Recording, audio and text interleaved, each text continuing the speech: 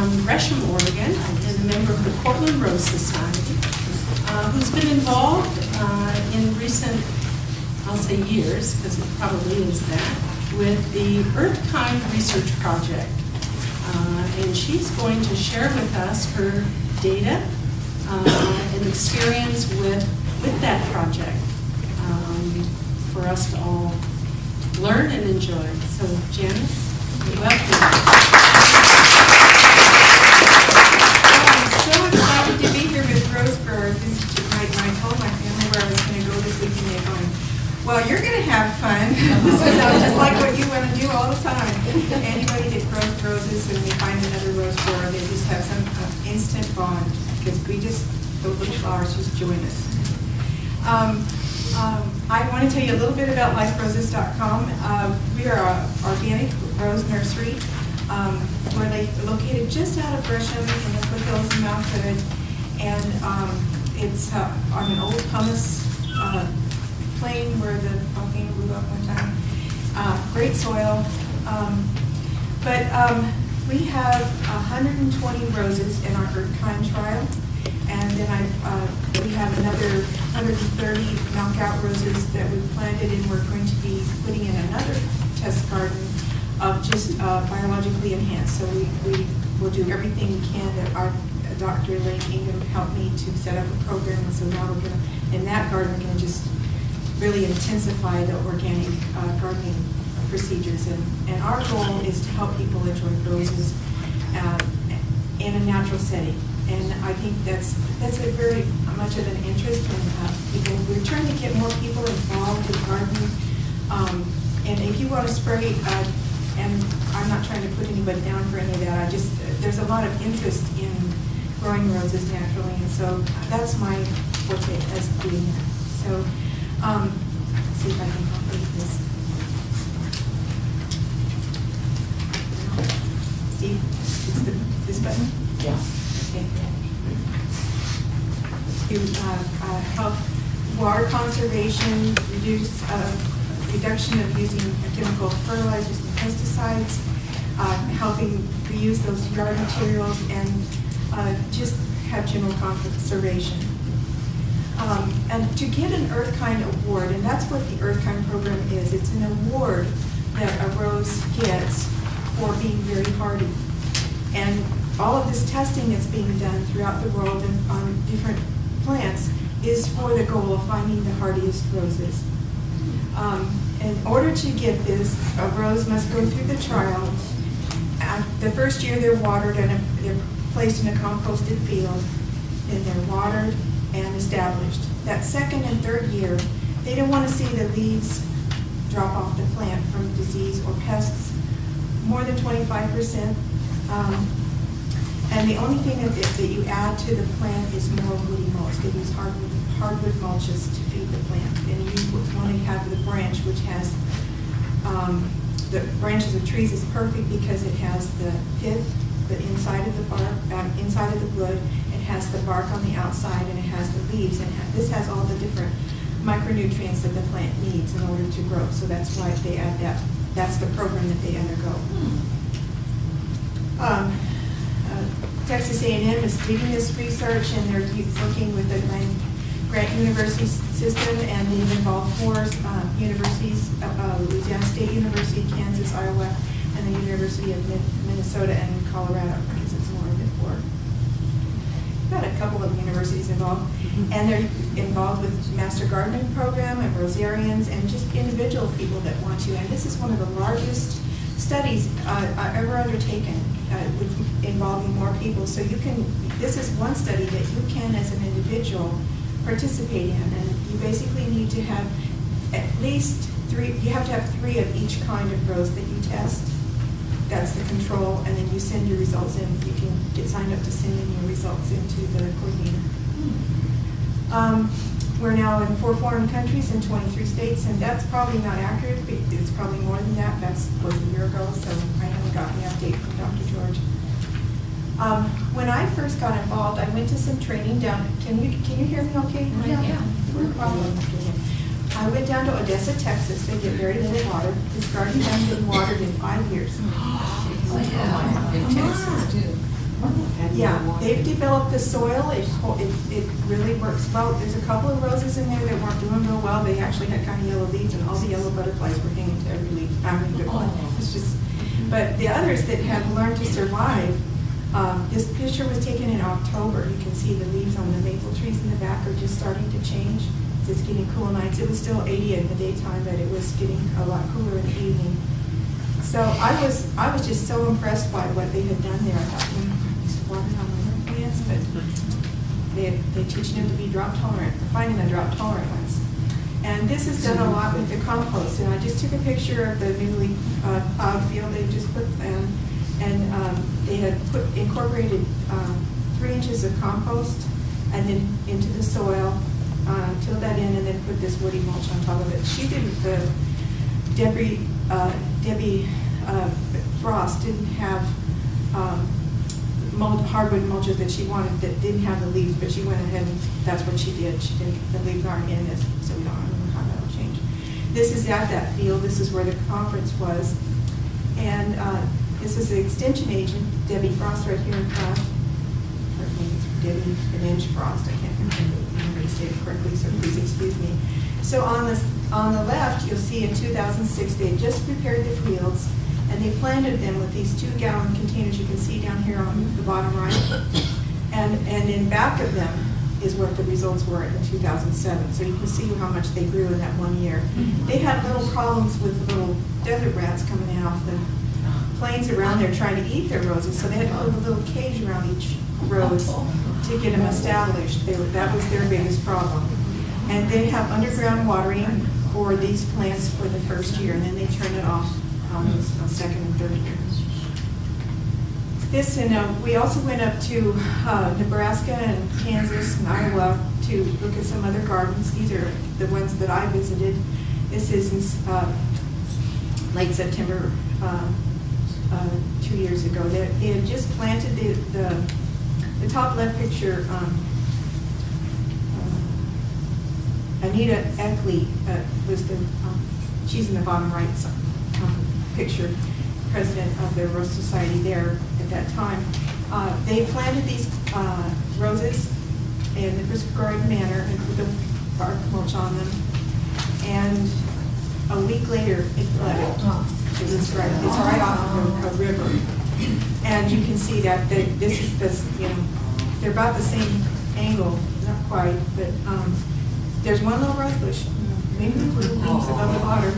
So that was a week after it was planted. So you would think that, they're not really established. They would float down. But here they are in September down here on the bottom left.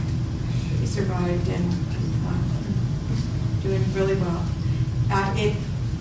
I think that I heard later, I don't know the update on it, but I heard later that they decided to go ahead and move these and start the test over into a higher plane in the park because I think it got flooded again and they were getting frustrated. So here we are at President Ford's Garden in Omaha, and this is Dr. George in the front looking at the red roses and part of the EarthKind team behind you. At this particular garden, they have included some of the Bailey Easy Elegance roses. So he's looking at some of those. So these aren't planted in as prescribed manner. They've got them way too dense according to the research protocol that you can't tell every gardener how to do things. But if you really want to give the plant, they want to make sure that it has enough room around it so that you can move around it and it has good air circulation and can have an adequate area to get its nutrients. And this is the Remains Garden in Iowa, and this is Mary Buck down here on the bottom right. This is the daughter of Dr. Buck. And up on the top right side, they have a large collection of Dr. Buck's roses. He's a very important member of the EarthKind history. Dr. Buck's roses, I think he has like 112 that he bred, and we can't find all of them. Quietness was the most recent one that they got to come out. But 2 weeks after he retired, the university plowed his fields under, so a lot of his research was lost. They said that was one of his worst days of his life, was when he went back to the university and found that all the work he'd done his whole life had just been plowed under. the garden here has tried to go back and find as much of the collection as they could. So this is in Gresham, and we're a simple little place, real hands-on operation. And we had took out a blueberry field. That's the history of this. There was old growth forest and then a strawberry field and then a blueberry field. And that was over a period of about 60 years. And then we got it and we put in, here we are putting out the compost. And so I found you have to have fully finished compost. And they want plant compost. And I made a windrow of a compost that was about 100 feet long and it's 6 feet tall, finished, and about 6 feet wide. But that wasn't quite enough, and so I brought in some other. Dr. George said it'd be all right if I got really well composted horse manure because it has a lot of shavings and wood shavings in it. And I found some that was from 1988 that pile been sitting there. So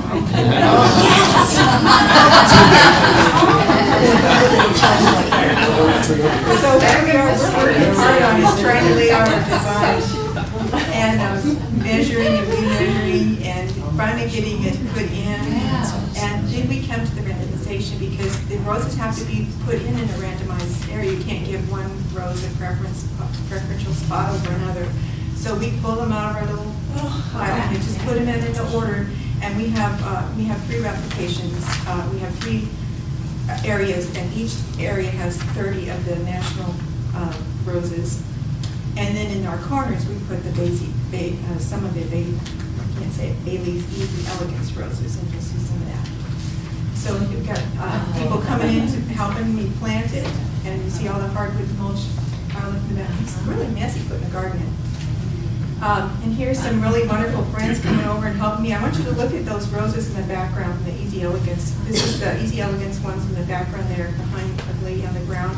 And just look how big they are when they were put in, because I'm going to show you a picture of them this year.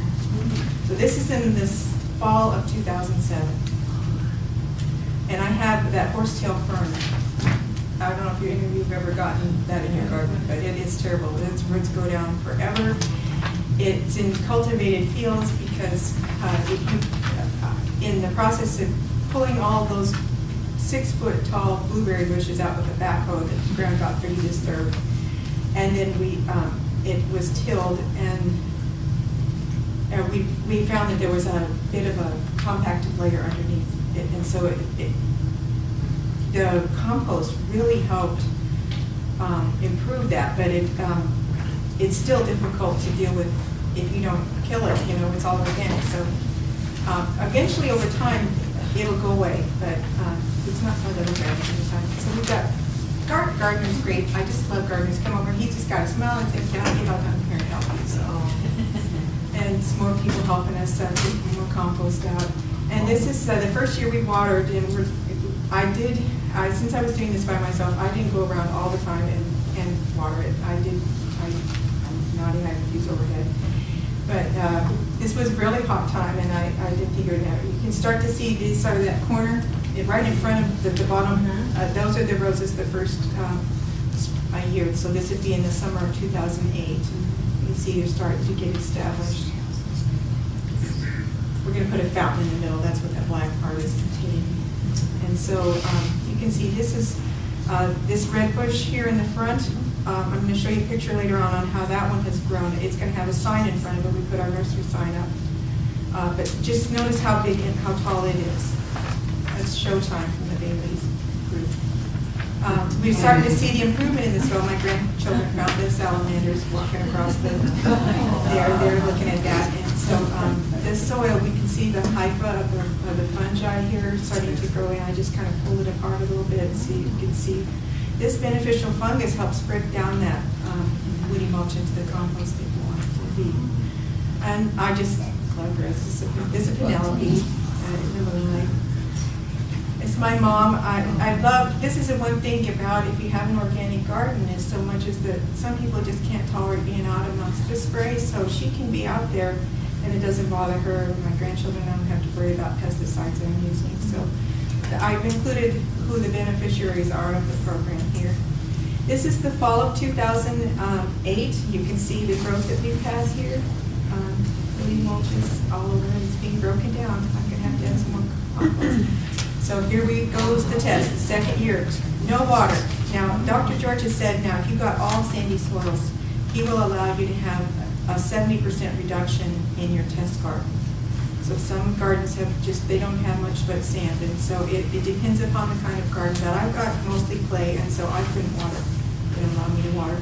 No fertilizer, it's just breaking down the mulch. No pesticides. All I get is mulch. So here's my sign, and you can see what that would give into. Yeah, it's over my head. This is that one. But even, let's see if I can do that. Even, I pushed the top one.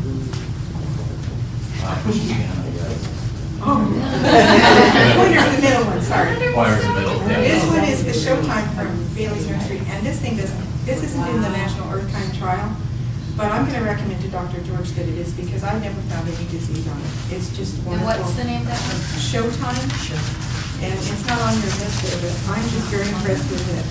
More so than the others. He's got two other in there. This one down here is called Pink Pearls, and it's got the Japanese Plant of the Year award.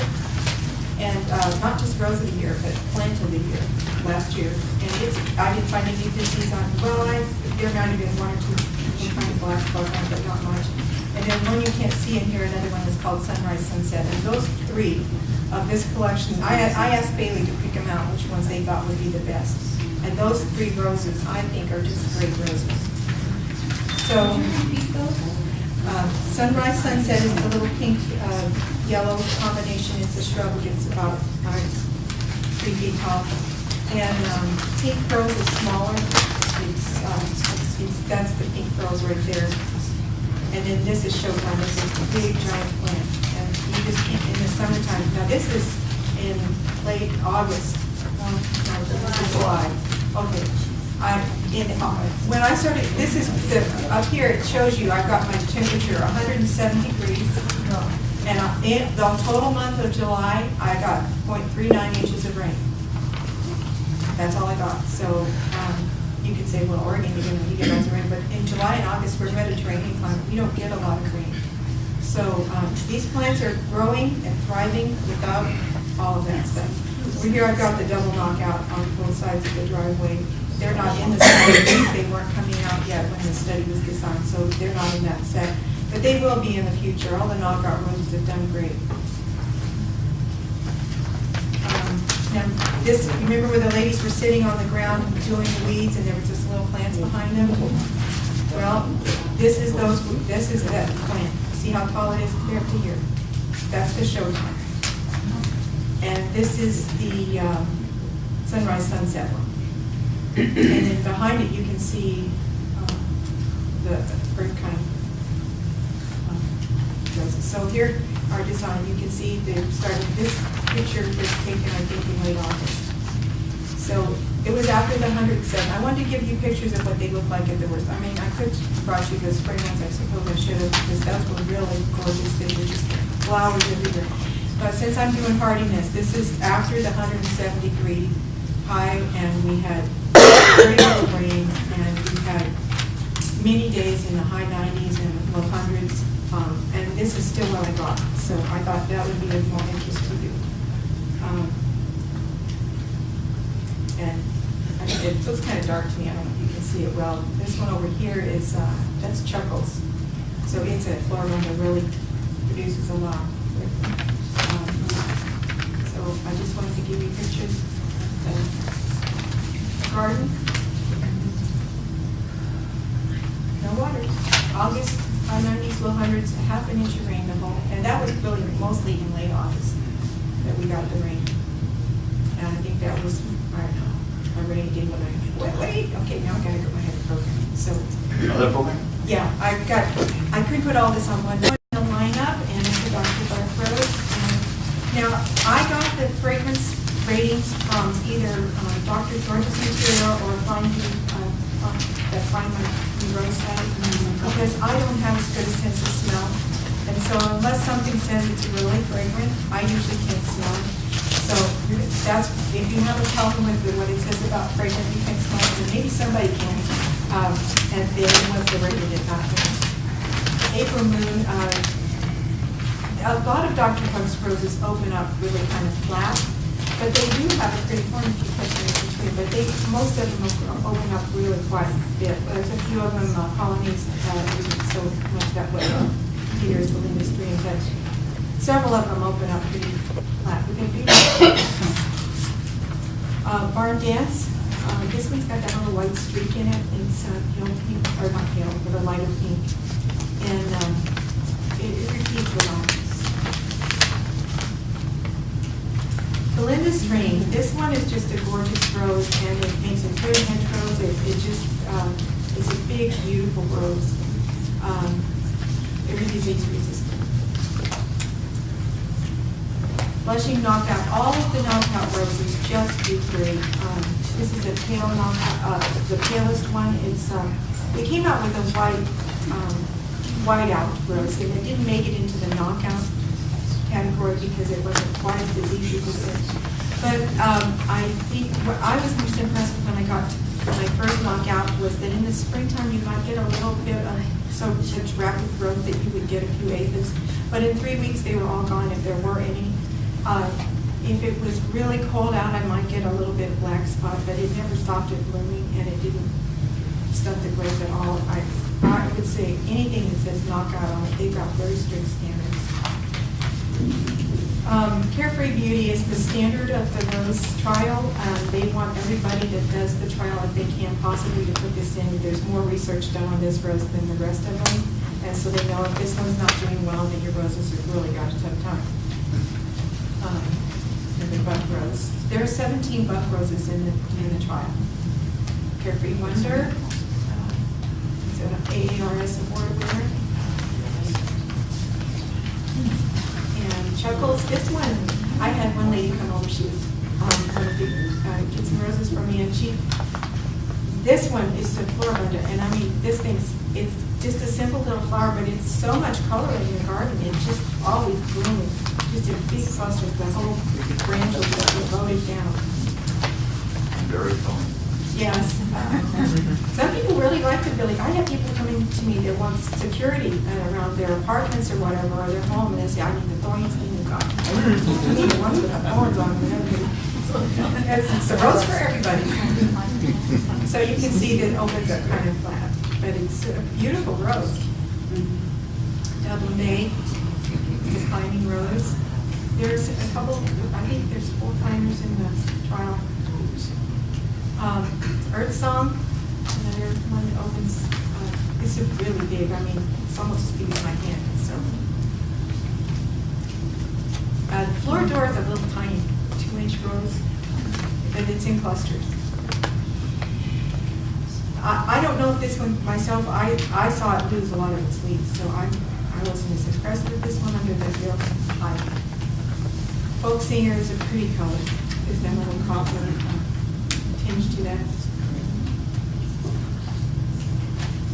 Here's your knockout. I think if you know of somebody who wants to grow a rose, but they don't want to mess with it, they can put this in, tell them they got to water it a little bit the first time, put a lot of mulch on it, give it some compost, and let it go. And if you don't prune it, you'll get some of the dead branches left on it in the springtime maybe, but it'll still come through that and it'll bloom. But if they don't want to even prune it, it'll still be color in their garden. Just a moment. Question? Yeah? I have this rose, and earlier this year I had to spray it quite often. And I don't know why just mulching would keep diseases away. Well, if you set up some of the bacteria and fungi actually turn on the immune system of the plant. And so it makes it become more disease resistant as it gets all of the whole system put in place. And so the beneficial fungi, you're going to learn about Teresa, that they really enhance the immunity of the plant. It's doing better now, but I had to spray it once a week or so for 3 weeks. But the other question is you're too nice to it. You need to teach it to be really rugged and just let it go. Yeah, I am now, and it's doing fine. But the other question is EarthKind a strategy that's being applied to other plants? Yeah, down at, I'm not involved with that, but I know that they have a whole program where they're just trying to get trying to get people to utilize more natural means of growing things. Because a lot of us have drought myself. Yeah. One other comment is in the Bay Area here, knockout tends to get mildew. So for people that live in the South, like Houston, this, you know, everybody just swears by knockout. But in our area, because we don't have the black spot and stuff, it's more of a mildew problem. It's pretty susceptible to mildew. So we don't. A lot of people aren't growing it in the area here just because of the mildew problem. We should tell that to George. Yeah.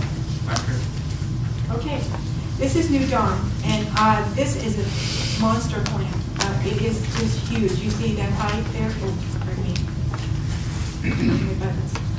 Height 15 to 20 feet, 8 to 20 feet wide. Oh my gosh. This is a huge plant. It's a spring bloomer.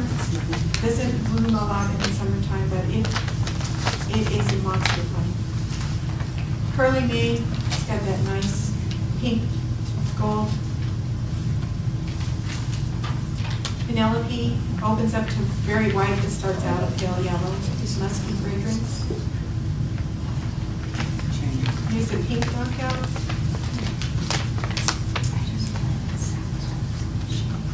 Polonaise. This one's just opening up, but it's a very full rose. Fairy breeze. It's a kind of a, well, I almost think of it as a tin and pink. It has a kind of a different hue to it. Fairy harvest. Now I saw this was the only rose in my EarthKind trial. I don't think it's going to make it because it's a beautiful rose, but it gets downy mildew. And all the roses that I had there, none of the rest of them got it. But this one had downy mildew on it pretty often. But it kept blooming through it, but it didn't look as pretty.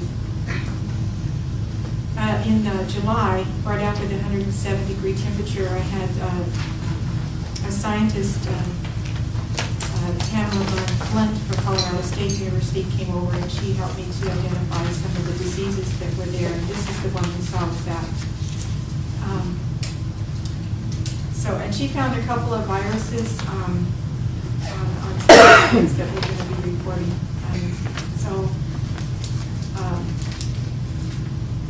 Be careful that you get your roses from someone who is reputable, that doesn't have their own roses and that they are virus-free.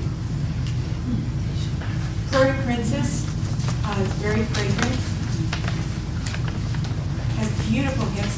This thing gets pretty tall and it has a lot of hips on it. This has a silvery blush to it, and Flux roses.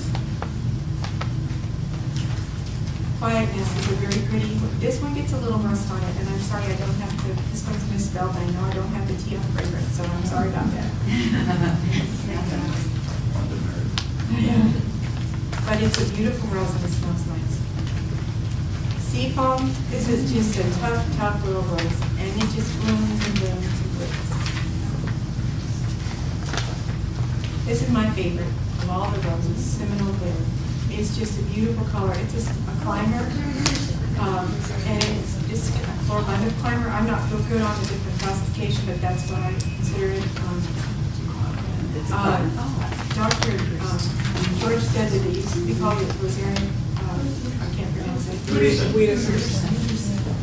Okay, but so he said it's also known as Seminole Blue, so that's what we're going to call it. But it's a small climb, 6 feet. Well, it says 13. Mine hasn't got that. Square Dancer, another one. It's a darker pink. And when I go on a talk in the springtime, I'm giving this one away. And amongst the roses that I give away, this is the one people want to have. Another real pretty bud. Summer Wind, another single or almost single rose. The Fairy, this is a tough rose. It has a lot of little roses on it. Those are little tiny roses, probably an inch and a half at the most. Winter Sunset is the last one in the series.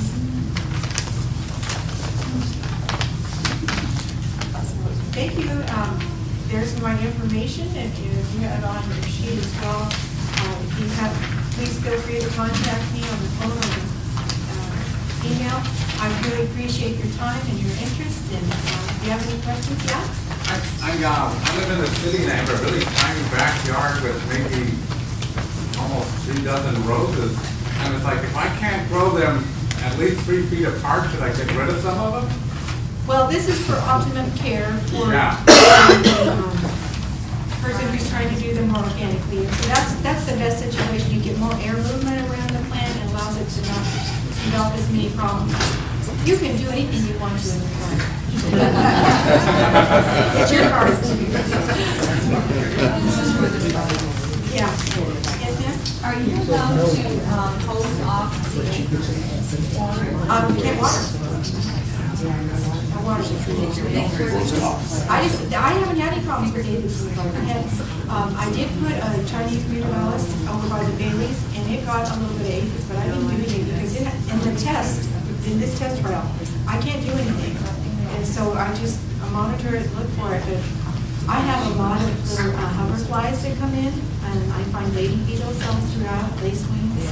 I've got several pictures I have at home of a little spider just sitting up on top of the rose, So it's an all natural garden, and I really, the thing that amazed me when I did organic is that transition time was kind of tough, because you do end up when you're not treating the plant with what I did so long. Oh, folks, could I interrupt while the speaker is speaking? The camera picks up, so if you talk, what happens is when this goes out and we give it to the ARS, your voice will be on there and your conversation will be on there. So what you want to do is while the speaker's answering questions, let the speaker speak, let the questioner, but if you start talking, I'm going to be picking you up, and everybody in the world the next 10 years is going to hear you. Can we get residuals? Why is it that they use so many buck roses in the program? Is it in the heritage, the parentage, and the breeding of them? Well, they are very interested when they were going out trying to find roses that would survive the drought and the diseases. Dr. Buck, that was what his work was about, finding cold hardy roses. And in order to find, they also were heat tolerant.